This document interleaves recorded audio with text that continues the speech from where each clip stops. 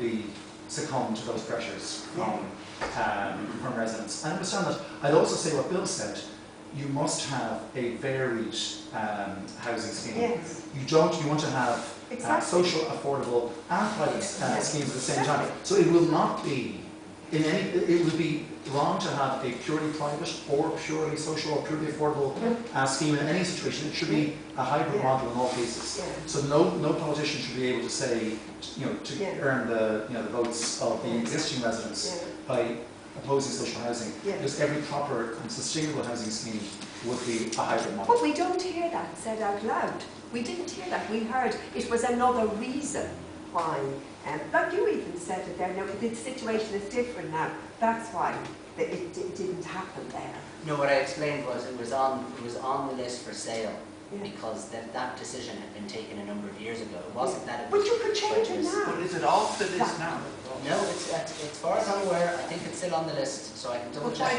Why can't you change it? Well, it's not just one. It's not one councillor that can change it. No, I'm not blaming you. Sorry, I'm talking about the system. I know. I'm not talking about. We're going to take another. We're going to take another question there. Yeah. Yeah, just one observation. Yeah. You mentioned the age of the house buyers from 26 to 35. I do think that that's a lifestyle thing.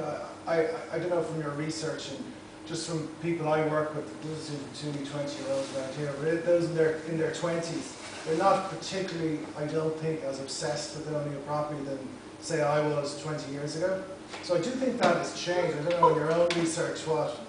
I'm not sure in your own research, the obsession of owning a property has come through to the next generation. Yeah. No, look, that's a fair point, but definitely a major element of that is people, you'll find from your right, people are staying in education longer. There's that element of it too, the extra transition year, which feeds into a lot of people are leaving school at 18, 19 and then college and from there. But our research, and we've researched this extensively, is particularly from 28 on, is that's when people are looking to actually try to get on the ladder. They're the ones who are maybe moving out of home and are paying the rents that we're talking about here this evening.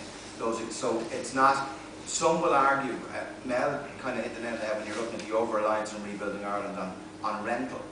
We've a lot of people on housing assistance payments who are actually working. I met people that did a housing meeting in Drogheda last week, a small business owner who her and her 3 kids are actually homeless, they're living in a hub, right? So there are people who obviously would rent if they could, but they can't even get on to rent.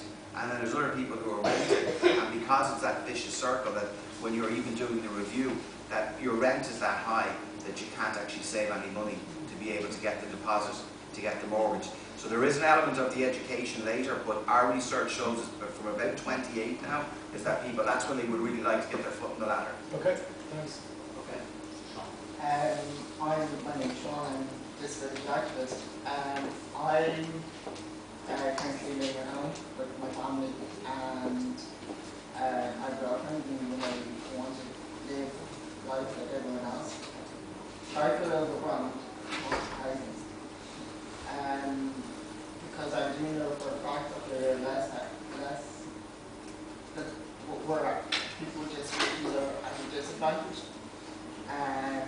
So I suppose question would be, in the forward planning and rebuilding Ireland, etc., are people with disabilities being considered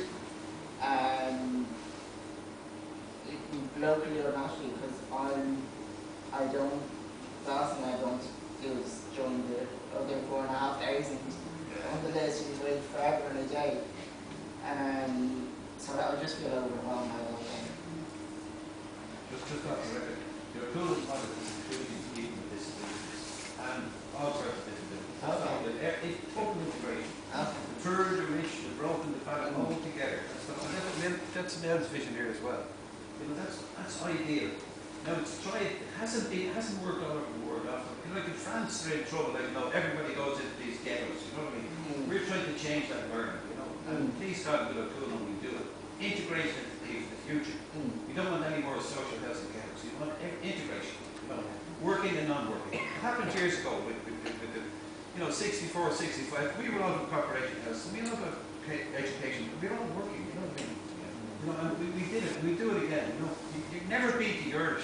Let's go and play this man.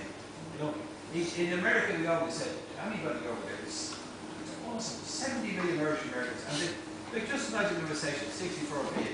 Did we give up? No, we kept going, and we're still going to keep. We never give up. You never beat the urge. Keep up that spirit. Give a round. This lady here had two very interesting points here. The first one was about trading down. And if anyone here is thinking of trading down, they're going to find that there's no bridging finance. So you can't, if you see a place you want to go to, you can't get a loan from a bank to put a deposit on it. The way that you trade down at the moment is, and I know there's an awful lot of the independents as well had various different proposals for villages and all the rest of it. But the reality is that if you want to trade down, you have to sell your house first, rent for a while, and then hope that a smaller place comes up where you want to live. So, and I don't know of anyone, if my mother was still alive, she'd be horrified at doing that. So I don't know of anyone who's been around and happy in an area who would do that. The second thing you were talking about, funding your old age, which is probably is a really critical point here. And I said that I wasn't interested in ideology, but I think there's an ideology at play at the moment. And as a member of the public, I want to find out who is deciding this, because we're being told that renting is the way forward. We have to give up the idea of owning our house. Bill talked about it earlier. Now, who decided that? Who's telling my kids that they shouldn't own a house? Because the way that we're set up as a society is that your house, it's set up that after 25 years you own your house. That funds not only your own age, but that also funds an equity release for education for your kids. It's a cornerstone of, you know, we don't have a very good old age pension. We don't have those social supports. It's all about house ownership. So if we don't have, that was referred to, I think, Owen Hegarty and Norton did an article in the Irish Times recently, and they called it a ticking time bomb. Like if we were saying now that you don't home ownership, forget about it for younger people. In 25 years, they're going to be hitting old age, renting, with no asset, and going, hold on a minute, where's the safety net here? So, you know, I want to know, number one is who's decided this, and number two, why are we buying it? Because if we are going to not have a rental society, we need to have a whole rake of other support. Ireland is not a friendly place to be in if you've no money. If you're an older person, if you're of modest means, and if you're renting, quite simply, you're fucked. If you're getting old, it's very in 25 years' time. Oh Jesus! And renting, and I pay $2 grand a month. Well, particularly when you look at pension coverage for people who are in my former industry, and you people who at 65 their income drops off a cliff. Okay, for most people, there's only about less than 50% of Irish people have private pension provision, and most of it is inadequate. So if you're renting in that space, and you're private renting and your income drops by 2/3, you're in serious trouble. And we haven't even hit that yet, because that will happen around 2030, which isn't a long way away. I want to be very clear though, a cornerstone of Ireland, and now to answer your question, home ownership is a good thing to aspire to. I've consistently said that. It is not something that people should have an issue with wanting to own your own home. It is absolutely a positive aspiration to have. There are others on both sides of the argument. There's a government who don't want to intervene. Fianna Fáil believe the state should lead by example and should intervene and deliver homes for people, both purchase and both affordable purchase and rental. But on the other side of it, there